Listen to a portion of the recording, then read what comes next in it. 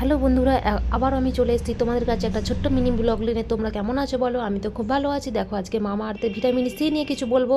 আমার মুখটা দেখো কত পরিমাণে ড্যামেজ হয়ে গেছে, বা একটা মানে নোংরা টাইপের হয়ে গেছে। দেখো, এই ভিটামিন সিটা ইউজ করে দেখো বন্ধুরা, খুব ভালো ফল পাবে।